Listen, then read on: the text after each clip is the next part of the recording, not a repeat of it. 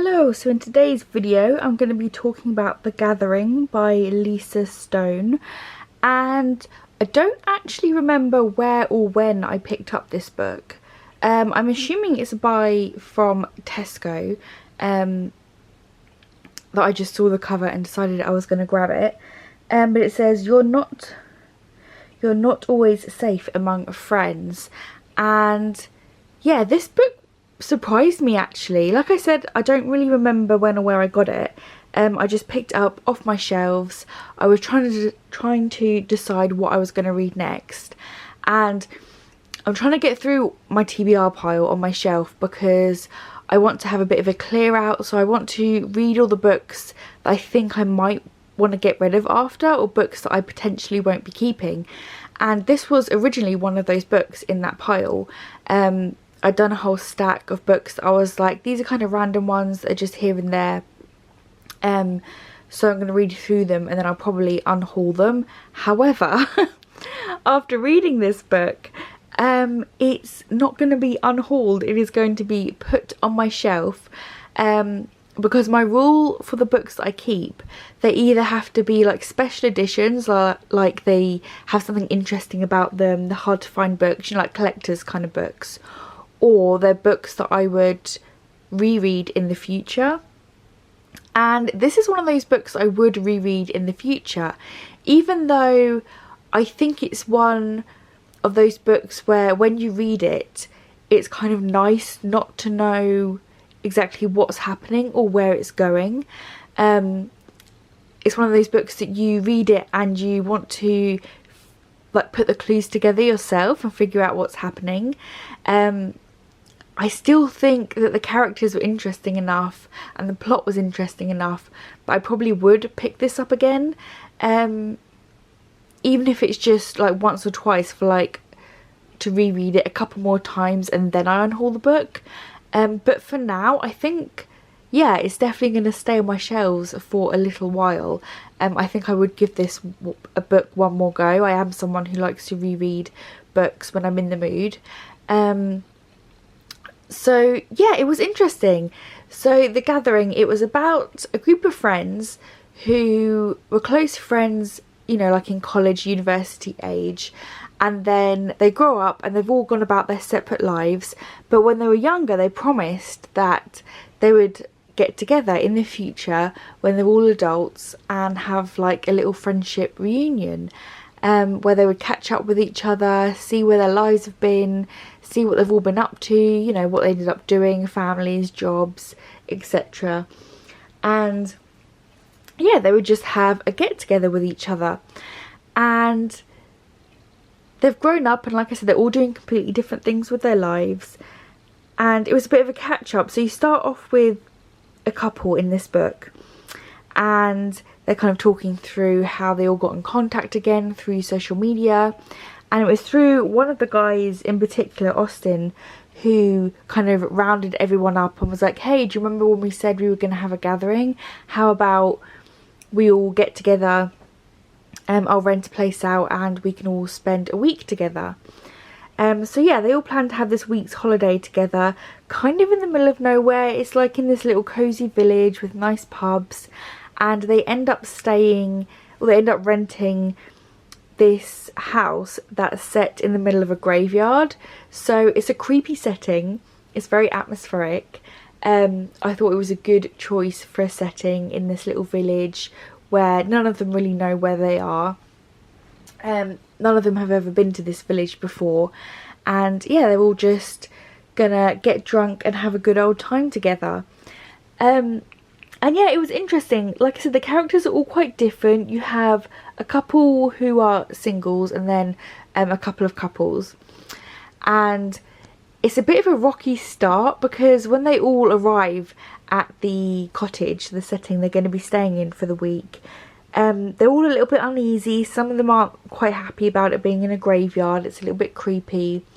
And obviously, as you grow up from like young adults to, you know, fully middle-aged adults, you can change quite a bit in personality, and that's kind of what seems to be happening with this group. They bicker quite a lot, and to be honest, there are points within the story where I'm like, if this was me, if I was in this scenario and I was staying in this cottage and there was arguments going on between the people in the cottage, I would just leave. I would be like, do you know what, I'm actually just gonna go home. I'm not enjoying myself, because there are a few things that happen where I'm like, that's actually quite traumatizing. I would be super stressed out if I was stuck in a house with people who I used to know, but obviously now everyone's grown up. I'm like, friends, people that I used to be close with, but they're not quite gelling with them anymore. I would just up and leave. I'd be like, okay, guys, do you know what? I'm not feeling so great. I'm just going to go home. Like, I wouldn't stick it out. Like, they all stick it out for the whole week. And the amount of crap that happens between the friendship group. Not even, like, creepy stuff that happens. Just stuff within the group themselves. Just bickering. The way some of them, like, interact with each other. I'm like, you clearly aren't as close to friends as you were when you were kids. Well, that's what it appears to be. You know, you're not really getting along so great. And maybe it's because I'm just neurodivergent, so I would be like, you know what, I'm out, I'm off, I'm going. But yeah, I didn't quite understand that. There was a few moments where I kind of paused and I was like, just leave. Just leave the cottage and go home. Like, you don't have to stay there. But yeah, it was funny. There were parts that were funny, parts that were interesting. Parts that were creepy.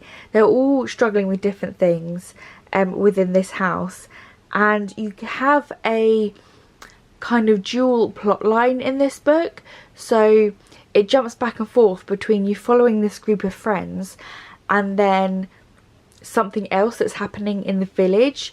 So there's this woman called the Chanel woman, and she's doing like these really outlandish robberies. And it's in the same town that they're staying in this cottage. And yeah, she's a thief and she's doing like loads of robberies around the town, and you're following the police team as they're trying to catch this woman. And you don't know who this woman is. She's just always referred to as the Chanel woman. And it's like this dual thing where half of the story you're invested in this friendship group and you're trying to figure out what's going on with the friends. Why are they bickering so much? Is somebody playing pranks on them?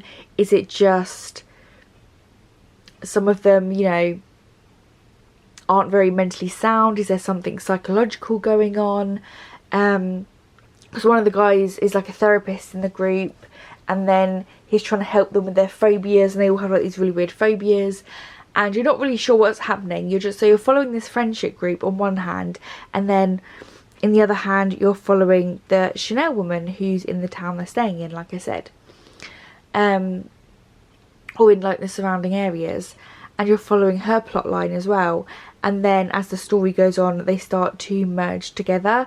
And yeah, it was just really, really interesting. I don't normally like it when they flip back and forth between either, you know, like dual timelines or dual perspectives.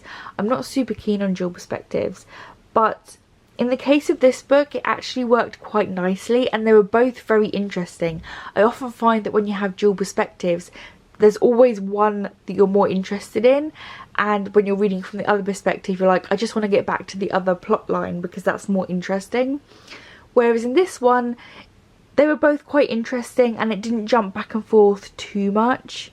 It did make sense, and they did gel quite well together. And as I was reading it, I did pick up on some of the points where I was like, okay, I think this is going to happen next. And then it did. I felt like I figured it out. About halfway through, I would say I figured out completely what was happening.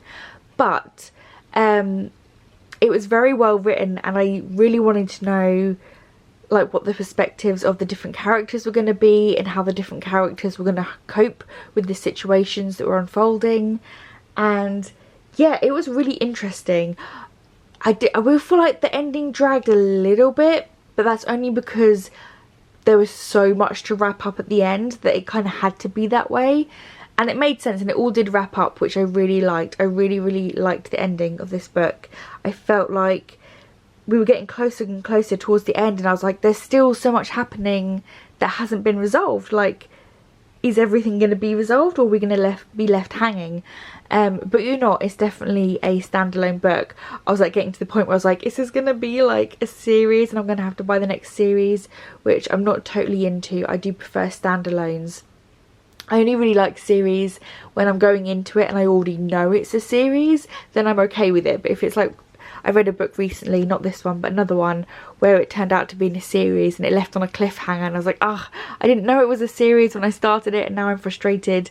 But this one's definitely a standalone, even though you think it's not going to be, because you're like, there's just too much to wrap up at the end. We're not going to figure out everything that's happening. But you definitely do, and it definitely does it very well. It's a very satisfying ending. So that was pleasing. But yeah, overall, I think I would probably give this... It would definitely be either a 4 or a 5 star. I think I'm going to go with 5 star. I've not had many 5-star reads this year so far. And this book was definitely one I enjoyed. It was, like I said, quite fast paced, very interesting story, interesting characters. It kind of gives you a whole range of emotions. You felt a little bit of frustration, a little bit of mystery, and there's a bit of a thriller aspect. Trying to work out kind of like a whodunit kind of thing. But yeah, overall it was a very, very good read. I would definitely recommend this one. I think it was like one of those ones where they recommend it on TV as well. Was it at the back where it says... It was like a recommended by some, like, you know, when they're like, oh, recommended by... This morning, I wasn't this morning, but whatever TV show it was, whatever TV host said it was. And I don't normally like those kinds of books because they always end up a bit generic, but I didn't feel like this was generic at all. I did feel like it was quite a unique story. And yeah, really interesting. I hadn't heard of this author before. Well, I don't know, it kind of looks familiar, her name, but I don't think I've read any other books by her. It said it in the back, there was another one by this author. Where was it? The Cottage. Do you dare unlock the door? So yeah, I really did enjoy the writing style of this author. I definitely think I will be picking up more. Oh, this author's written quite a lot of books. Okay. Oh, she's even done some based on a true story. That's interesting. Self-help guides. Oh, she's done a lot of true stories. Okay. I wonder if I have read anything else by her. I'm going to have to look through them. But yeah, I would definitely recommend. I will definitely be reading more by this author. So yeah, that's all I'm going to say in this quick little review. Leave me some comments down below. Have you read this book? Do you like the sound of it? Yeah, I would definitely recommend. So as always, thank you for watching, and until next time, bye guys.